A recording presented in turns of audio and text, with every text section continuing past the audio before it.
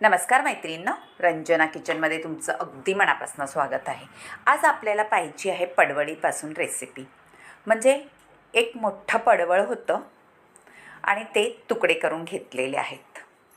पडवळ म्हटलं का मुलं खायला नको म्हणतात, पण अशा पद्धतीत बनवा की मुलं मोठी असं स्टार्टर म्हणूनच खातील.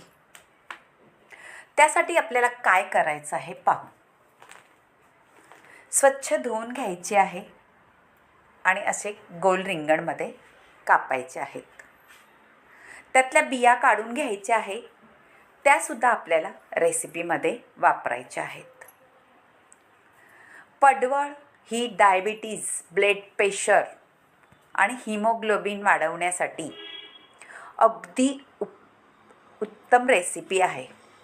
डायबिटीजवाल्यांनी ही भाजी आठवड्यातून 2-3दा खाल्ली तर त्यांची डायबिटीसही नियंत्रणात राहण्यासाठी फार उत्तम रेसिपी आहे आणि ब्लड प्रेशर वाढल्यांनासुद्धा तेवढीच उत्तम आहे.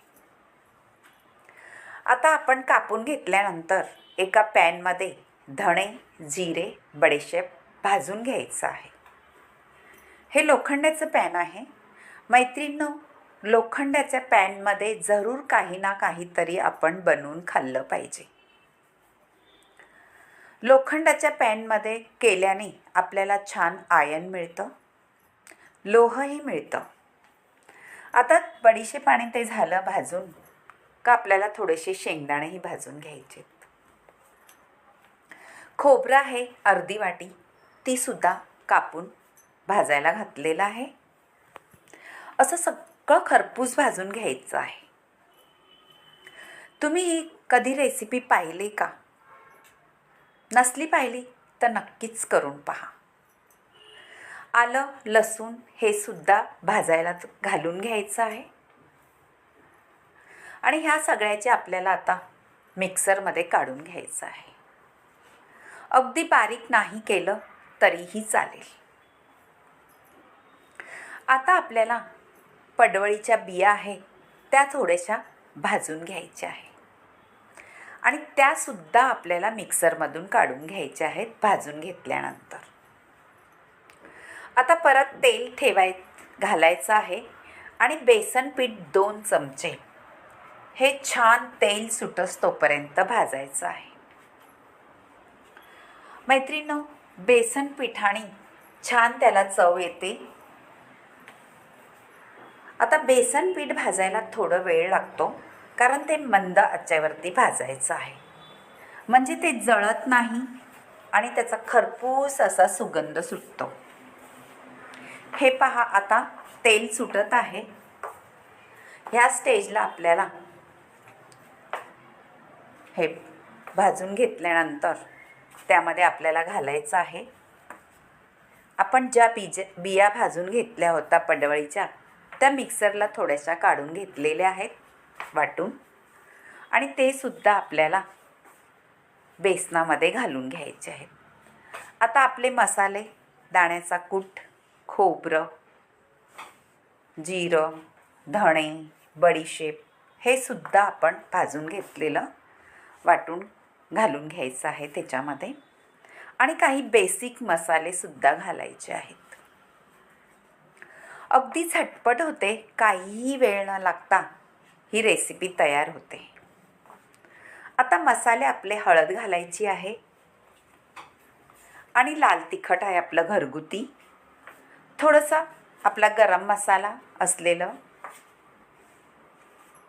हे पहा, धणा जिरा पावडर तर घातलेलीच आहे आपण बडीशेपसोबत भाजून. आता हा आहे काळा मसाला, तो सुद्धा घालून घ्यायचा आहे. आता मीठ चवीनुसार घालायचं आहे. सगळं एकत्र करून आपल्याला मिक्स करायचं आहे. थोडा हिंगही घालून घ्या, हिंगाचाही स्वाद तेवढाच अप्रतिम येतो. आता हे सगळं आपल्याला छान मिक्स करून घ्यायचं आहे आणि मिक्स केल्यानंतर थोडं थंड करून घ्यायचं आहे. पटकन मिक्स होतं काहीही वेळ न लागता आता मिक्स छान झाल्यानंतर आपण एका ताटात काढून घेऊ थंड व्हायला. थंड झाल्यानंतर आपण जे त्यामध्ये आमचूर पावडर टाकलेली आहे आणि थोडीशी साखर घालून घ्यायची, म्हणजे चव अप्रतिमच येणार आपल्या रेसिपीला. नक्की कधी पाहिलंय का ही रेसिपी अशी करून? नसली केली तर ट्राय नक्की करा, अगदी भारी होते. आता आपल्याला त्यामध्ये स्टफिंग करून घ्यायची आहे आपल्या पडवळमध्ये. मैत्रिणींनो, तुम्हाला हा व्हिडिओ आवडला असला तर नक्की लाईक करा, शेअर करा, कमेंट करायला विसरू नका आणि सबस्क्राईब करा. आता एक भांडं ठेवायचं आहे, पाणी ठेवायचं आहे आणि त्यावर चाळण ठेवायचं आहे आणि त्यामध्ये आपल्याला तेल लावून घ्यायचं आहे आणि जे आपण पडवळ स्टफिंग करून ठेवलेले आहेत त्या घालून घ्यायच्या आहेत.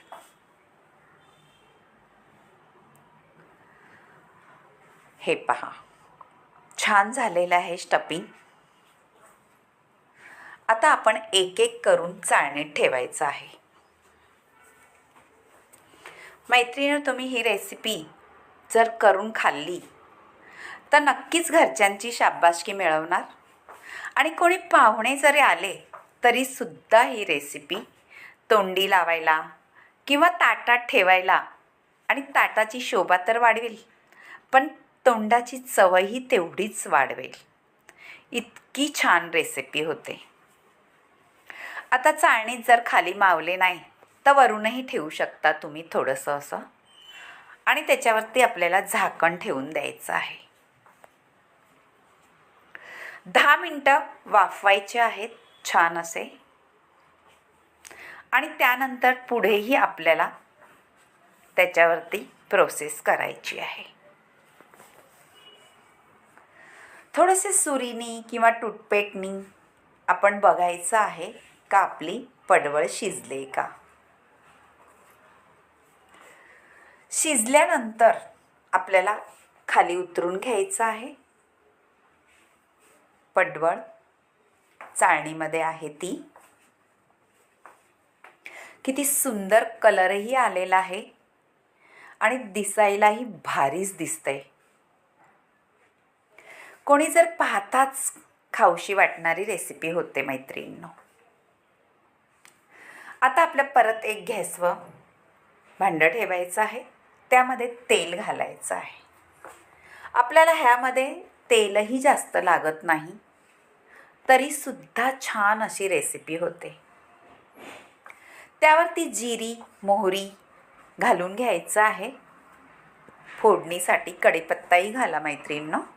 कढीपत्ता हा आपल्या शरीरासाठी अगदी उत्तम असतो. थोडीशी हळद घाला, त्यामध्ये कलरही भारी येतो तेलावरती हळद घातल्यावरती. आणि नंतर आपण जे स्टफिंग केलेले पडवळ ते घालून घ्या. थोडा वेळ ठेवायचं आहे. छान खरपूस करून घ्यायचे आहेत वरून. आणि तुम्ही हे स्टार्टर म्हणूनही खाऊ शकता मैत्रिणींनो. तोंडी लावायला खा, किंवा तुम्ही वरण भाताबरोबर सुद्धा हे तोंडी लावू शकता, चपातीबरोबर सुद्धा खाऊ शकता. इतकं छान लागतं का दिवसभर आपल्या तोंडामध्ये चव रेंगाळत राहते. पहा मैत्रिणींनो, परत एकदा सांगते, तुमच्या मैत्रिणींसोबत सुद्धा हा व्हिडिओ शेअर करा. त्यांनाही आवडलं तर लाईक आणि सबस्क्राईब एक करायला सांगा.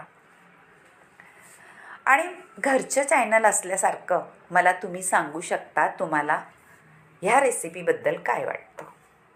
जर काही बदल करायचा असला तरीसुद्धा सांगू शकता. पण ह्या पद्धतीत नक्कीच करून पहा, सगळ्यांना आवडणार अशी रेसिपी आहे. आता थोडे असे खरपूस झाल्यानंतर अलटीपालटी करून घ्यायचे आहेत, म्हणजे सगळ्या बाजूने खरपूस होतात. त्यामध्ये बेसन पीठ घातलेलं आहे, त्यामुळे त्याची चव अप्रतिम लागते. थोडंसं झाकून ठेवल्यानंतर छान मुरलं जातं आपले मसाले किंवा तेल आपण फोडणीला दिले ते, आणि चटपटीत चटकदार रेसिपी तयार होते. झालेली आहे, करून पहा. परत एकदा सांगते, रंजना किचनला लाईक करा, शेअर करा, कमेंट करायला विसरू नका आणि सबस्क्राईब करा. ही रेसिपी तुम्ही करून पहाच, नक्कीच आवडेल सगळ्यांना. आता मी तुम्हाला कापूनही दाखवते. हे पहा, आपलं स्टफिंग अजिबात इकडे तिकडे सरलेलं नाही आहे, जसंच्या तसंच आहे. ही तुम्ही असंच नुसतं खाल्लं, बाईट एकदम भारी चव, झकास असं म्हणूच शकता. बाय मैत्रिणो, भेटूया पुढच्या रेसिपीमध्ये. Bye bye.